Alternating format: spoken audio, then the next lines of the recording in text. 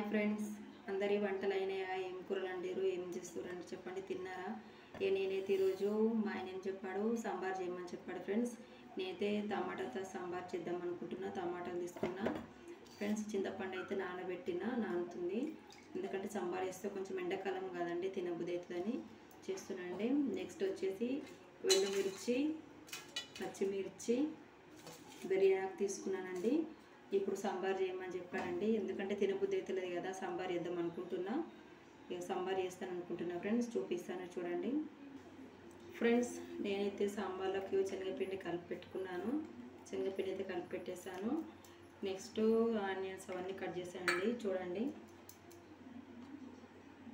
Cut చేశాను, అన్నీ cut చేసి పెట్టుకున్నానండి ప్లేట్లో, చూడండి. ఇప్పుడు చూడండి ఫ్రెండ్స్, నేనైతే సాంబార్ చేసేస్తాను. ఫ్రెండ్స్ చూడండి, నేనైతే ఆయిల్ పోసేస్తున్నా.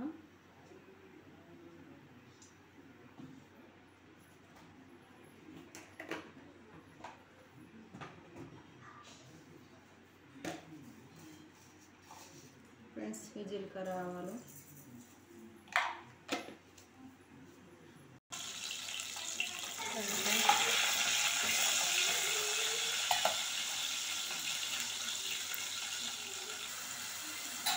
చూడండి ఫ్రెండ్స్, ఇందులో అన్నీ వేసేసాను చూడండి.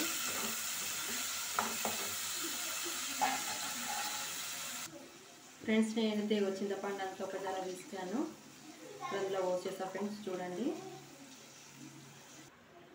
ఫ్రెండ్స్ నేనైతే కారం వేసాను, ఇగో మరుగుతుంది, సాంబార్ అయితే మరుగుతుంది, శనగపిండి పోయాలా ఫ్రెండ్స్. చూడండి, ఇక నేనైతే శనగపిండి పోసేస్తున్నా, చూడండి ఫ్రెండ్స్. శనగపిండి అయితే పోసేసాను.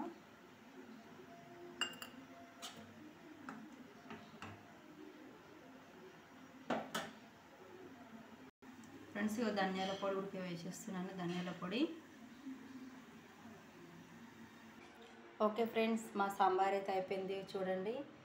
మా సాంబార్ అయితే కంప్లీట్ అయిపోయింది. Okay friends, bye. మీరేమేం కర్రీ చేశారో కామెంట్ బాక్స్లో పెట్టండి ఫ్రెండ్స్. చూడండి ఫ్రెండ్స్, మాదైతే అయిపోయింది.